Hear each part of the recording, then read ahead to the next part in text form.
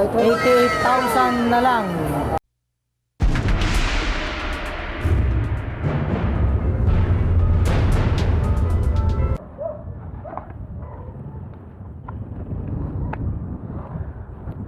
Blessed morning mga ayop. Napakaganda ng umaga ngayon. Pupunta po tayo sa tinaguriang New Zealand ng Pusurubyo. At sa wakas po ay mayroon ng nagsabi na siya'y magkakasama. Imimit po natin siya doon sa BDO Lisland. Morning po.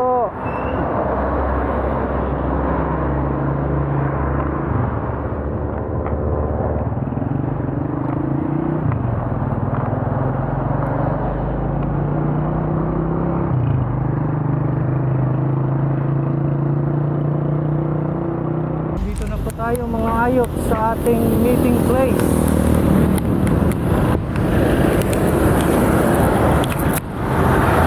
Dito sa may video.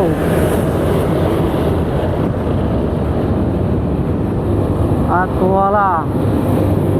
Kaya fake na ako Wala pa ang ating kasama. I-check ko muna ang ating cellphone. Nandito na po ang ating kasama na si Pastor Rex. Kawin ang sor. Diba bike check po natin mamaya yung kanyang bike.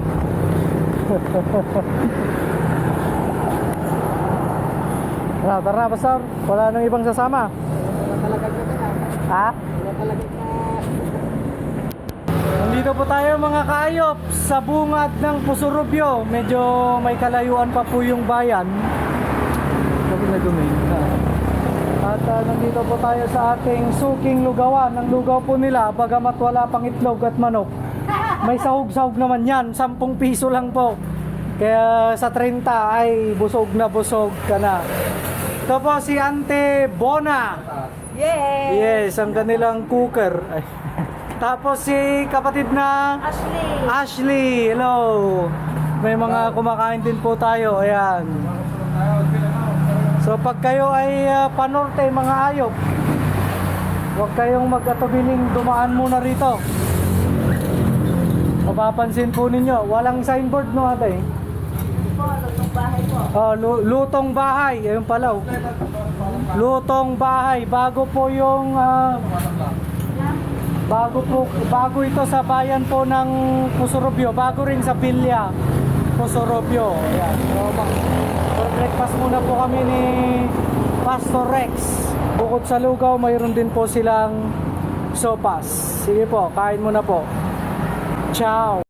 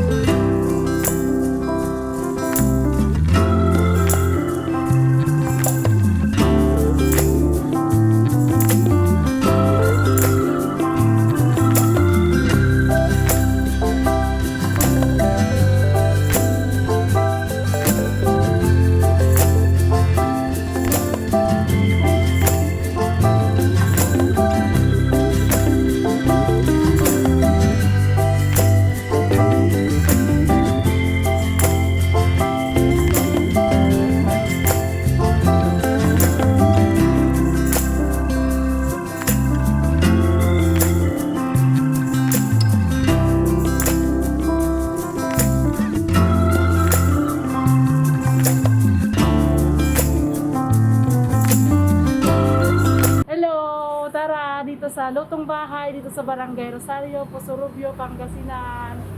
May lutong karne, meron ding gulay, may sopas, may roscardo, may pansit. Para dito, for only 10 pesos sa sopas at lugaw, 40 pesos sa karne, gulay 25 pesos. Tara!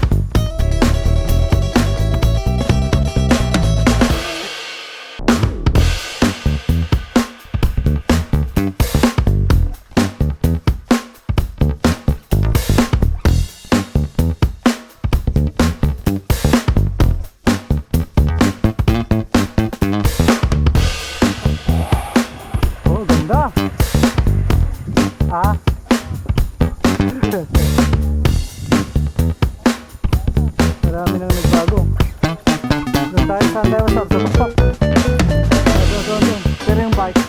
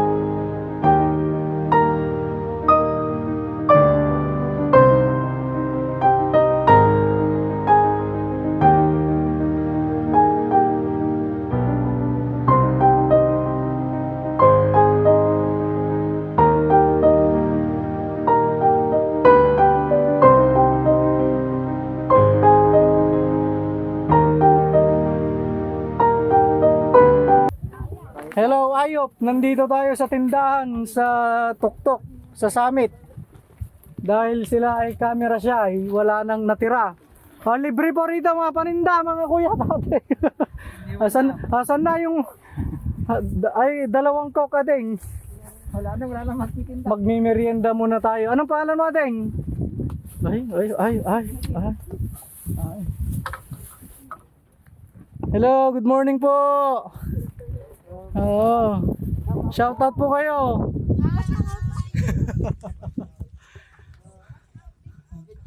Adventures of Pot ang ating YouTube channel. Subscribe po kayo. Makita ang inyong mga sarili. Ano, may coke pa din? Kukuha na kami. Maganda rito mga kaayop. Lalo na siguro pag nandito ka ng alas 6 ng umaga.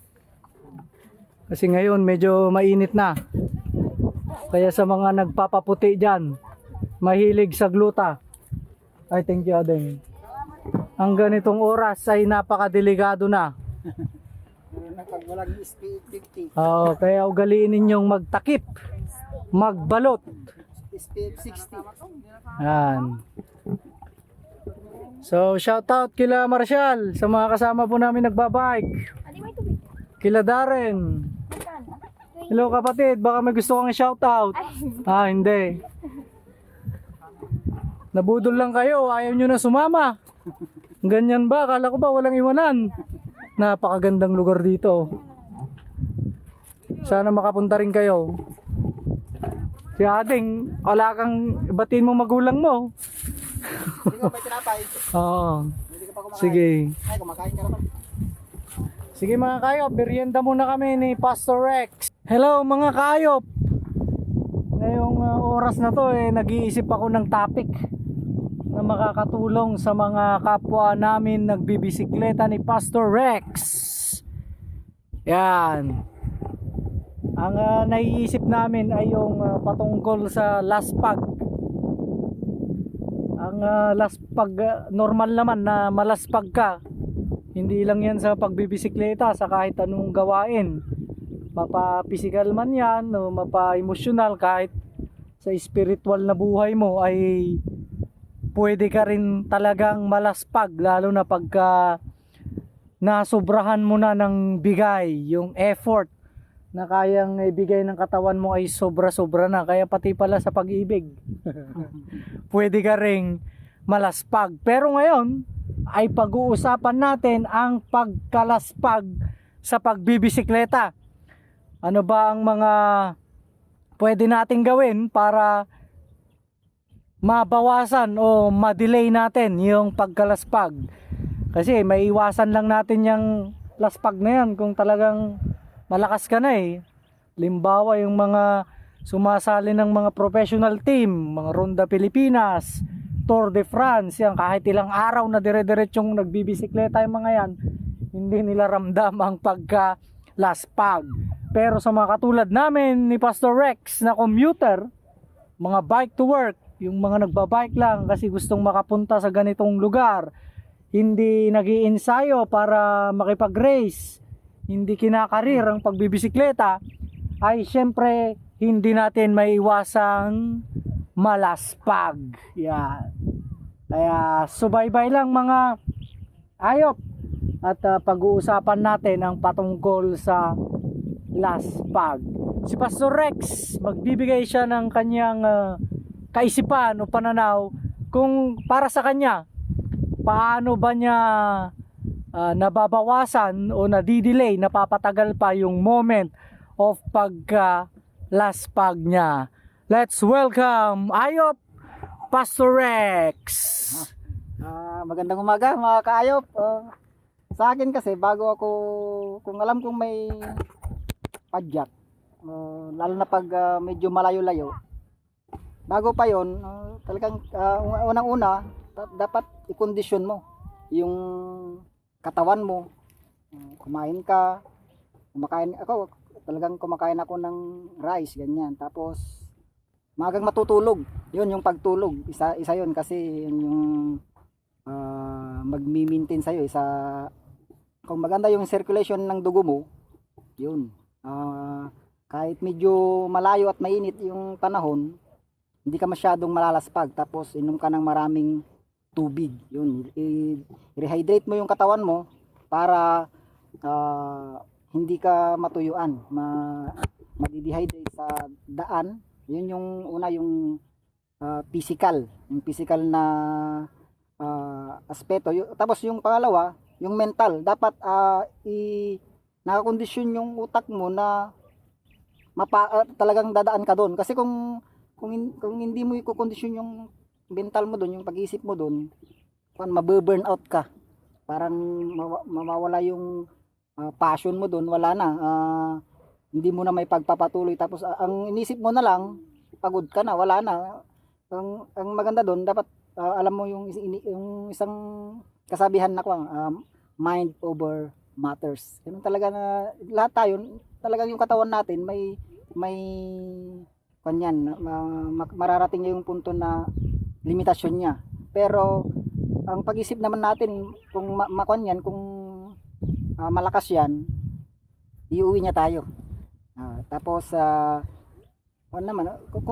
tamang pangatlo, tamang pacing, tamang breathing, yun.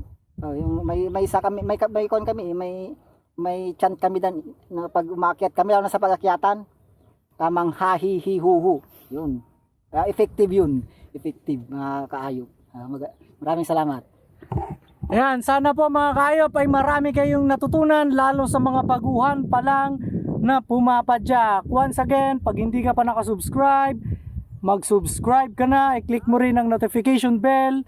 Meron din po tayong Facebook page, Adventures of Pot, para lagi kayong updated sa mga adventures, sa mga tips na pwede nating ibigay, at syempre lalong-lalo na sa mga masasayang moment ng ating mga buhay.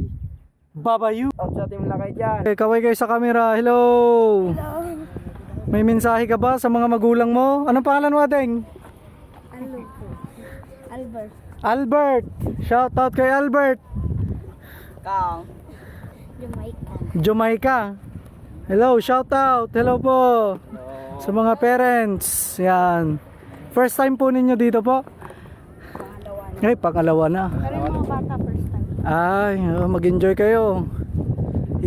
Mga lolo't lola. Ay, malapit na ang Pasko. Sila ninang, ninong.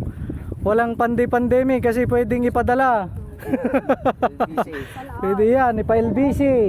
Lakay, Ayan, Team Lakay, shout out. May mga nakilala po tayo dito. Si Samuel, Giro po, Giro.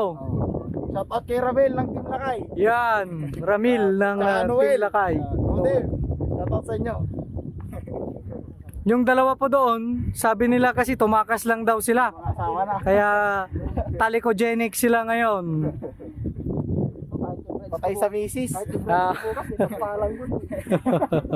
Anong pangalan nyo, kuya? Ha? Bobo. Bubot. Si Kuya Bobot, ang pinakamagaling na mekaniko. Sangayon po ba kayo? Oh, yan. Sangayon sila. Kuya Bobot. Dito po kay Elmos Bike Shop, malapit sa crossing ng Binalunan. Malapit kahilera po ng McDo Jollibee. McDo pala, McDo.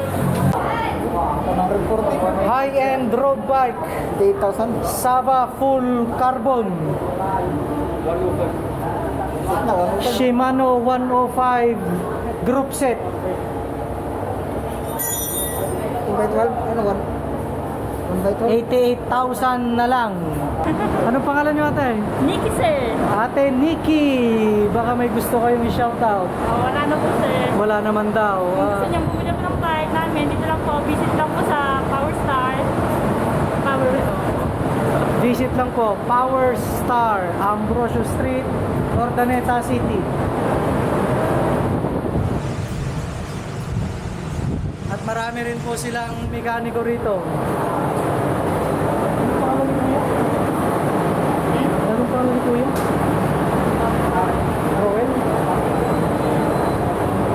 Kuya, anong name nyo? Roel.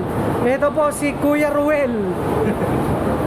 Diyan po ako nagpapagawa pagka wheel alignment. Yan. Kaway naman, Kuya Ruel. Yan. Marami po silang mekaniko rito. Saan pa yung mga mekaniko? Kaway-kaway naman. Naku, busy. Yan, busy. At meron din po doon. Yan. Ordaneta City, Ambrosio Street. Power Star, Power Cycle, Power Bullet Cycle. Parang tumatak kasi sa akin yung Power Star na yan eh. Oo. Yan. Power Bullet Cycle. Di po mga kayop, salamat po sa pagsubaybay. Pag bago pa lang po kayo sa channel, huwag kalimutang mag-subscribe. I-click din ang notification bell. Napakaingay ng ambulansya para lagi kayong updated sa mga adventures natin. Adventures of Pot, Ayop, signing out. Bye-bye.